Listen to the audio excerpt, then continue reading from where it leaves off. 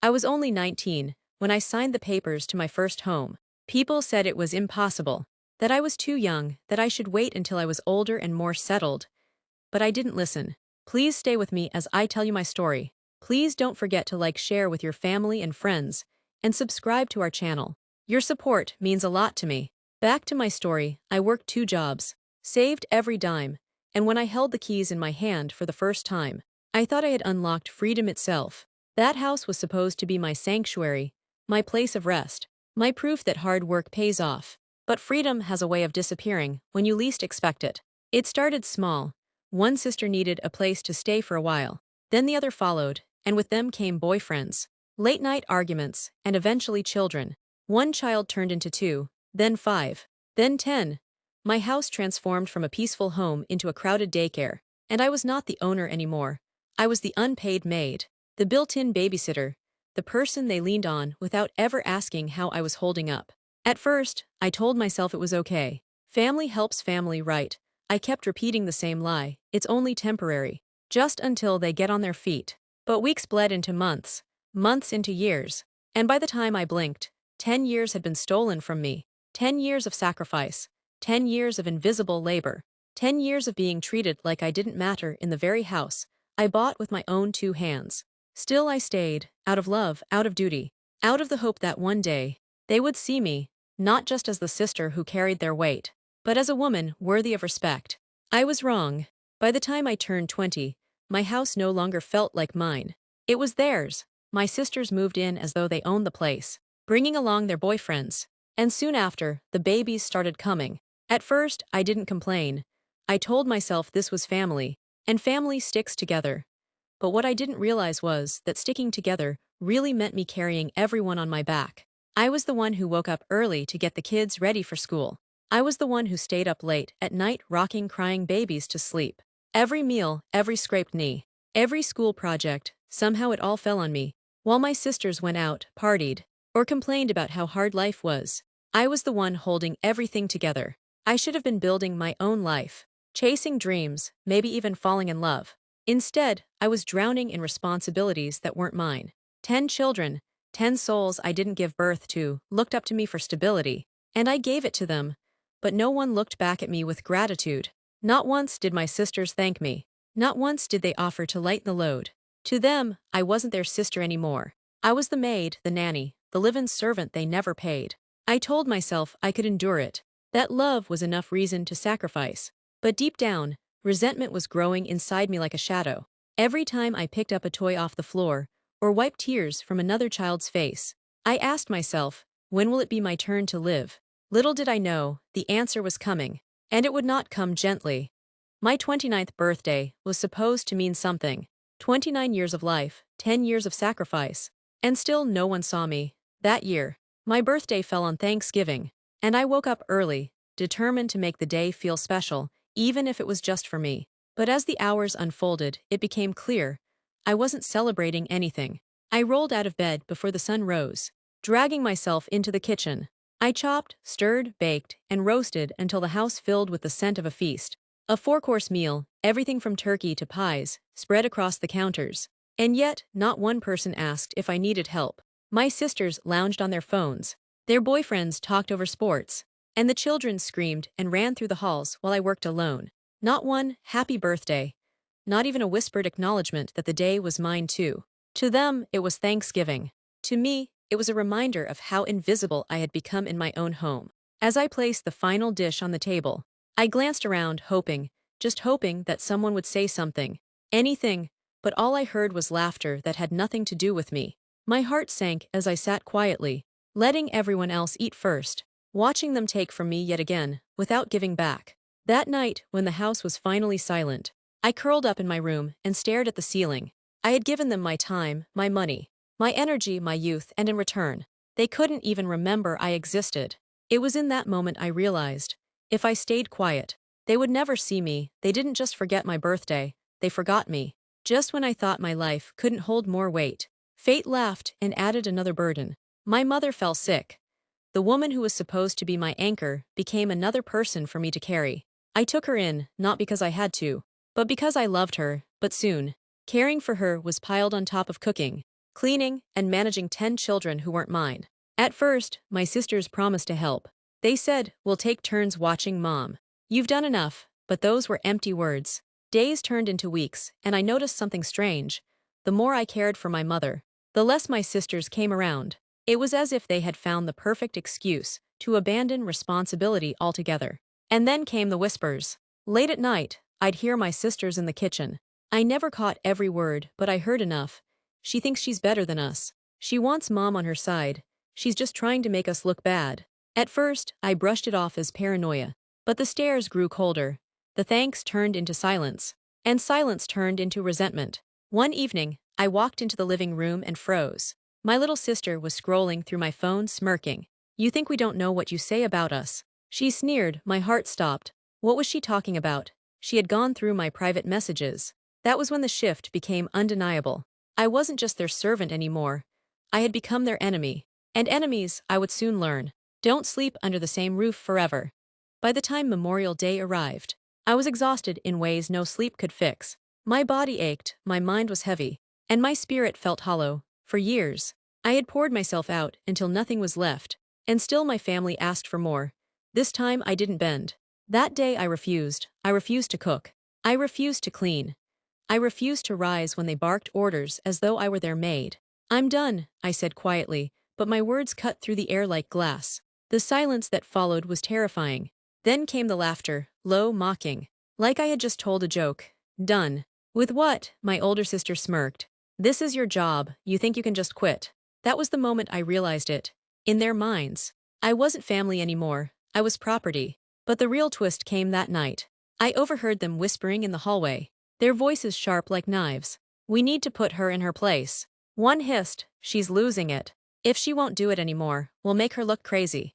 That way, nobody will believe her." My heart pounded in my chest. Did I hear that right? My sisters, the very people I sacrificed everything for, were plotting against me. I tried to brush it off as paranoia, but my gut screamed otherwise. The stares, the smirks, the way they had started snooping through my phone. It was all falling into place. They didn't just want me tired, they wanted me silenced. And soon, they would try to prove to the world that I was unstable, dangerous, even abusive. What I didn't know then was that the breaking point wasn't me refusing to serve them. The breaking point was their plan to break me. It was 3 in the morning when I woke to the sound of my bedroom door slamming open. My heart jolted as shadows filled the room, my sisters. Their faces were cold, unreadable, almost rehearsed. Before I could even sit up, my little sister shoved me back. "You're abusive," she spat. The word sliced through me like a blade. Abusive me, the one who raised their kids, cooked their meals, cleaned their messes. My confusion turned to fear when I realized they weren't here to talk. They blocked me in, hemming me into my own room like I was the intruder. My phone was snatched from the nightstand. I lunged for it, desperate to hold onto the only piece of truth I had left. But my older sister's hand twisted into my hair. Pain shot through my scalp as she yanked me forward, nearly throwing me into the bassinet, where a newborn slept. My stomach clenched in terror, not just for myself, but for the tiny child inches from my fall. Then her fist drove into my stomach. Once, twice, my breath vanished. "You think you're better than us," she screamed, eyes wild. "We'll show you." They held me captive in the bathroom, blocking the door, shouting lies. My head spun. I begged to know what they meant. But they didn't want answers. They wanted me broken. Finally, I shoved past them, gasping for air, trembling, shaking from the inside out. That's when I heard it, the click of a phone dialing. My little sister's voice, calm and sweet now. "Yes. Officer, my sister's unstable. She's abusing us. Please come quickly." In that moment, I understood. This wasn't a fight, this was a setup. And they weren't just trying to hurt me. They were trying to erase me. By the time the police arrived, my body was still aching from the blows. My hair was tangled, my stomach sore, my voice hoarse from shouting over their accusations. I thought the truth would save me. I thought if I explained, the officers would see through the lies. I was wrong.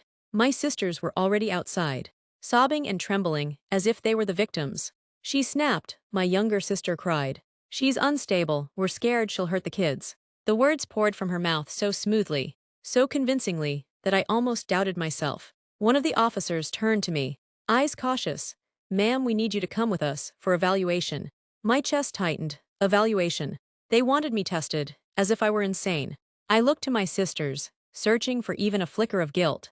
But their faces were stone, their arms protectively around their children, as though I were the danger. I went quietly, though rage boiled inside me. At the hospital, I sat under the harsh fluorescent lights, answering every question, submitting to every test. The doctors looked at me with confusion. "She's perfectly sane," one finally said. The words should have been my vindication, but they weren't. Because when I returned, the officers pulled me aside. Their voices dropped low, almost pitying. "Look, the tests clear you, but you're not safe in that house. They've turned everyone against you. If this happens again, you might not walk away free." Not safe, in my own home. As I stepped back into the night, the weight of it crushed me. My house, the one I worked for, sacrificed for, bled for, was no longer mine. It had become theirs. And they had just shown me how far they would go to keep it that way. I left that night with nothing but the clothes on my back, and a heart that felt like shattered glass. My house, my sanctuary, my blood-earned freedom, had turned into a battlefield, and I was the enemy they had chosen to destroy. I stayed away for days, too shaken to return. The silence should have felt like relief, but instead it echoed with their laughter, their accusations, the sting of fists and words that branded me unstable. My body was free, but my mind was still trapped in those walls. Then the call came. My phone buzzed, and when I saw my little sister's name, I froze. Part of me wanted to ignore it, but some wounds demand to be reopened. I answered. Her voice was sharp, dripping with disdain. "So what now? You think you're too good for us? You're on your high horse, acting like you're better than your own family. Guess what? You're nothing without us." The words burned, but beneath them was the same venom I'd always tasted. Control. She wanted me guilty. She wanted me crawling back. But something inside me shifted that day. Maybe it was the officer's warning. Maybe it was the hollow ache in my chest. Or maybe it was the clarity that came with distance. For the first time in 10 years, I realized they didn't love me. Not in the way family should. They loved what I gave them. My time. My labor, my silence. Without those things, I was disposable. I let her rant, her voice hissing like static in my ear. When she finally paused to breathe, I spoke calmly, almost coldly. "You're right. I'm done, and this time I mean it." I hung up, my hands trembled, my heart raced. Because this time, I wasn't just walking away. This time, I was taking my house back.